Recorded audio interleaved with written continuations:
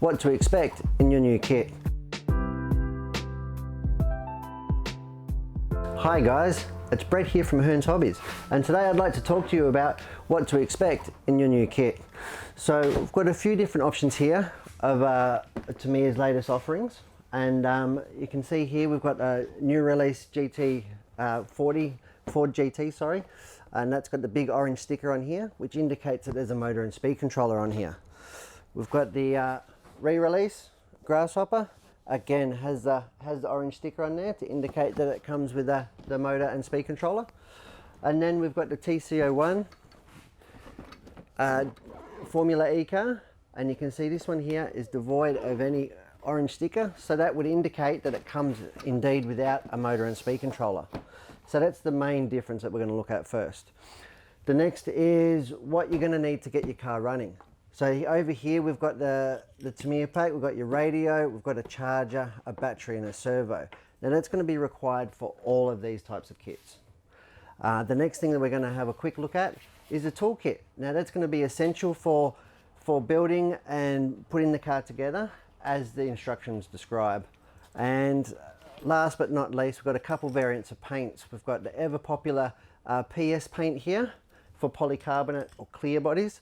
And we've got the TS series paints here and primer, and that's for your ABS or your hard plastic, traditionally hard plastic bodies. So I'm going to start by opening up this Grasshopper kit here and have a look what to expect when you open the box. Excuse me while I just get this off here. Okay, here we go. Typically really well presented and straightforward layout here from Tamiya. You can see that this one does indeed have the hard plastic ABS body, and that will in fact require the TS series paints and primer for maximum adhesion and quality finish. Then next layer in the box is the big monocoque or tub style chassis.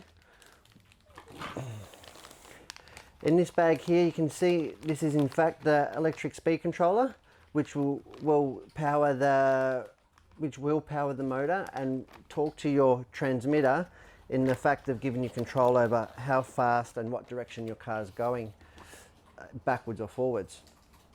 And then we have the instructions. Now Tamiya are known for their fabulous instructions, from their great artwork to their scale pictures, their warnings. There's a full list here of tools and equipment required to finish the kits. There's handy little warnings and instructions all the way through to the first steps of the build. Over on this side of each page of the build, you'll see in fact that we've got scale drawings of the parts used. So if there's a part BB1 that's screwed, that you can place that over that picture and that will be exactly that size. Yeah, again, tools for certain jobs.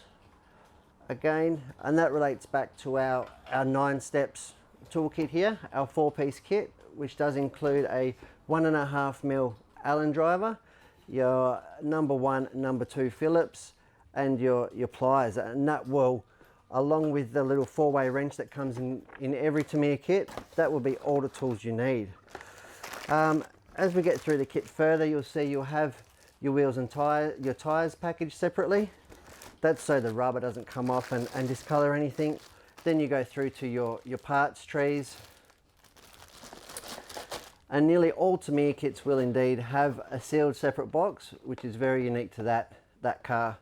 And that's going to have all your screws, your motors and gearbox components in there. So that's one kit we'll have a look at. The next kit indeed, we'll have a look at something a lot more modern.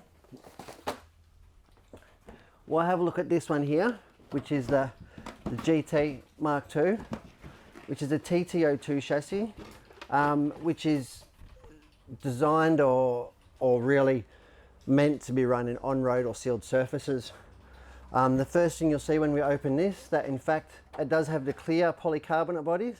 So for this one you would use your PS series paints for maximum adhesion, a good finish. Yeah, this body here will require cutting out.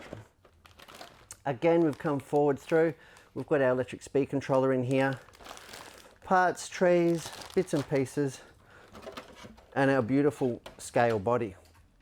You can see, as opposed to the hard plastic one, it doesn't actually come 100% cut out. So this will need to be cut along the lines here. You can see it's already sort of 50% pre-cut as I lift up here.